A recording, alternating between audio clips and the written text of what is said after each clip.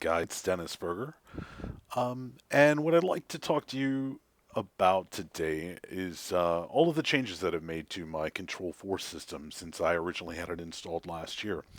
If you follow me at Home Tech Tell, you may have remembered that I reviewed the Control4 HC-250 home controller. And at the time, the way I was using the HC-250 was mainly as a home theater control system. And also to control my front and back door locks. During the course of the review, that expanded to include 15 loads of Lutron Radio Raw 2 lighting control. But really, the system was initially installed as that one room home theater controller, primarily giving me, and more importantly, my wife and people who visited the home very simple, very easy, very intuitive control of the home theater system. Once I expanded to the lights, um, I started setting up a lot of automated events that have greatly simplified my life and enhanced the security of my home. But still, I programmed the Radio Raw 2 Lutron system myself and basically added it to the Control4 project that my dealer had originally set up. So it was fundamentally operating as a one room system with 15 lighting loads. Um, and what you're looking at here is the Control4 My Home app for iOS. That's the navigator screen. And fundamentally, it's the same screen that you're going to see on TVs around the home and also on the touchscreen remotes. That's one of the great things about Control4 is that the interface is really consistent across all platforms. Um, but yeah, basically, if I fire up the Control4 Navigator in the home theater or the den, um, I'll see access to the audio sources that I've got there, the video sources that I've got there, by default. If I fire it up in the master bedroom, likewise, I see my video sources there. In addition, what you can see now are a lot of the built-in audio apps that are included with the Onkyo 626 receiver that I currently have installed in the bedroom home theater system for review. Since it is IP controllable, what you can do with the Control4 interface is get direct access to all of those apps. So you don't have to fire up the receiver and then go and navigate to a screen with all the audio apps. It's as simple as going to listen because you want to listen to music and saying, you know what, I want to listen to Spotify. It fires up the receiver automatically, it tunes all the inputs automatically, and boom, you're listening to Spotify on that receiver. Um, But anyway, with the My Home app, since you're carrying it from room to room, you can see it's really easy to change back and forth between rooms. But my point was, originally, like I said, I only had the one zone to worry about.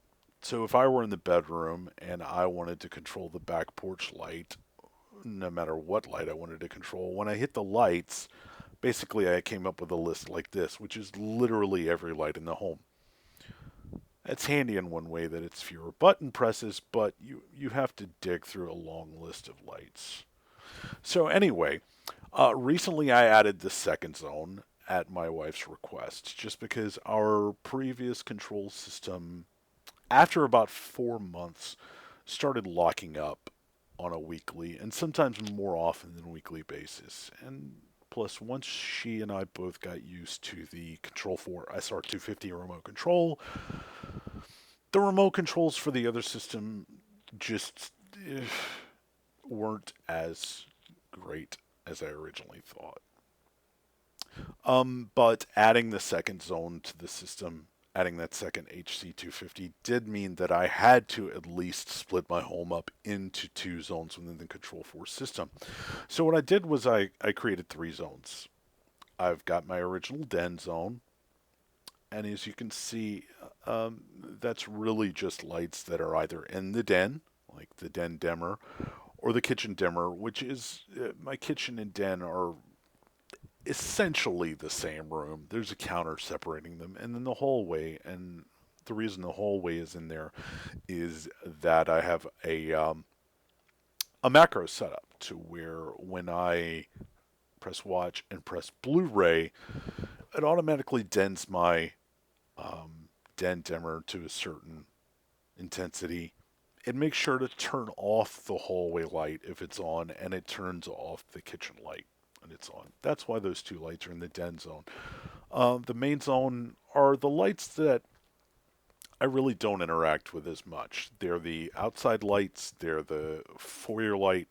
And I tell you guys, I never touch my foyer light switch at all. Because the only time I'm ever going to want to turn the foyer light on is if I'm opening the door after dark. Well, the Control 4, it's got the built-in astronomical clock.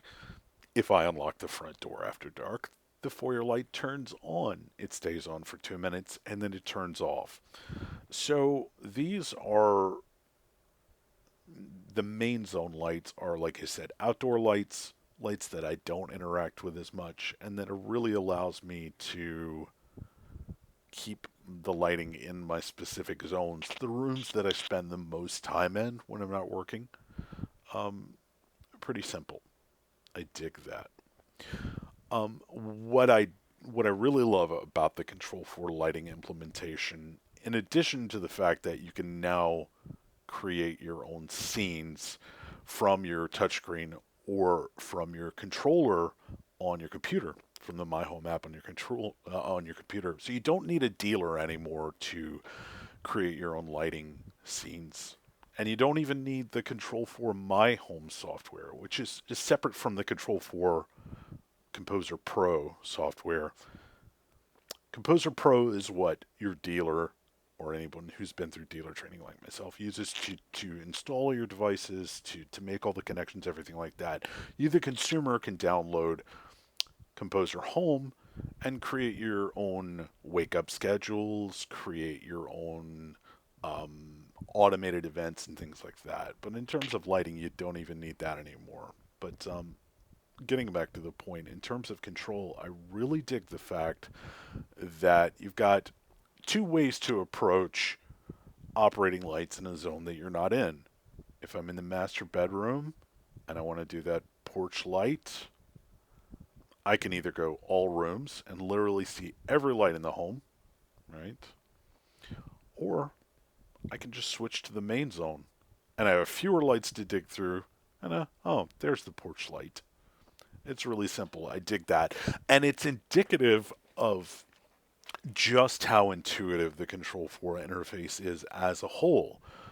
Like I said, one of the main things I love about it is that anybody can use my system now. Anybody can, really easily access any of my entertainment, any of my comfort, any of my lighting, anything like that. All I have to do, and of course, I'm not going to hand them my iPhone, but like I said, it's the same interface across the board.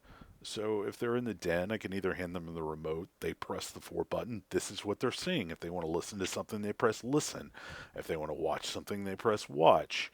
They don't even have to know what the channels are. They can just go straight to, I want to watch TBS. And bam, it fires up the home theater system. It tunes it to TBS. It's very handy. But I can easily access the thermostat from any room, which is really nice, no matter where I am. That brings up an interesting point, though. And I would have to say, if I have one complaint about the Control 4 system after having lived with it for a year, and after really becoming so. I take it for granted now. I just take it for granted that this is how a home works. But I have one complaint. Like I said, when you're in the separate zones, you really only see what's applicable to that zone. Unless you go to the all rooms, you can operate comfort from anywhere. But Sam was in the bedroom, and I wasn't flipping channels, so I didn't really pick up my remote. I was just listening to tunes, listening to Rhapsody, whatever, and then decided to shut the system down, which is really easy. So my system's off. I close my app. I leave home. Say I go to the puppy store with Bruno. I come back home. I've got 2 arms full of groceries. I've got Bruno on his leash. Uh, I don't want to have to fiddle with the front door lock. So as soon as I turn on my street, I'm, a quarter, half a mile away, whatever. I want to fire up the My Home app and I want to open my front door. Remember, last time I was in the system, I was in the master bedroom. I go to house. Where are my door locks? They're not there. Well, they are. I just have to go to all zones. Now, if I had left home with the main zone active, then that wouldn't be a problem. Boom, there are my door locks. And that's usually what I do, but sometimes I forget. I would really like it if there was some way for the Control4 My Home app to know, okay, if I'm on 4G LTE and not Wi Fi, then obviously I'm not home. And so if I hit security, then obviously what I want to do is unlock my doors. I wish there were some way for it to go, I'm on LTE, let's go in and put it back in the main zone. Um, if that's all I have to complain about, then things are definitely not too bad. But if, let's say, rather than a complaint, that's my wish list item. I would really like to see the My Home app more intuitively adapt to whether I'm on Wi Fi at home or LTE when I'm away from home. Other than that, as I said in my printed review, this system is also almost become like plumbing for me. And I don't mean that as an insult. I just mean that, my dad's generation who grew up without indoor plumbing. And now, if you ask my dad, you know, where are the pipes in your, he doesn't think about his plumbing. He takes it for granted. Um, when his generation was growing up, it's a luxury. Now it's a given. And Control 4 has, in a year's time, become like that for me. It's just I take it for granted. This is the way a home operates. And 10 years ago, I was writing about home automation.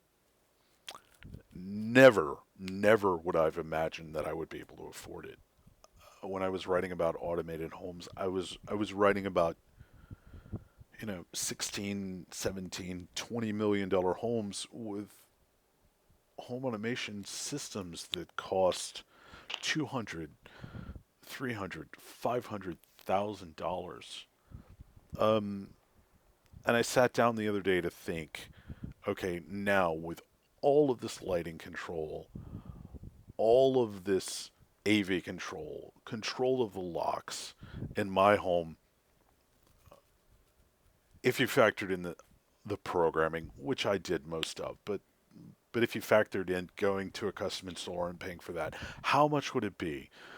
And the number that I came up with was still significantly less than the cost of just my surround sound processor in my home theater. Eh, All of this innovation, all of this automation, all of this technology, all of this control, the lights, the AV, the touch of a button, control of every connected device in my home, including my thermostat, my lights, now a new ceiling fan control, less than the cost of my surround sound processor. Um, and really about what you would pay for a good top of the line AV receiver. Uh, that's pretty astounding. We live in the future. But speaking of the future, I have to be honest. This new expansion to the the home theater system in the bedroom has got me itching for more expansions. I think shades are probably coming next. I can think of some really cool things I want to do with shades.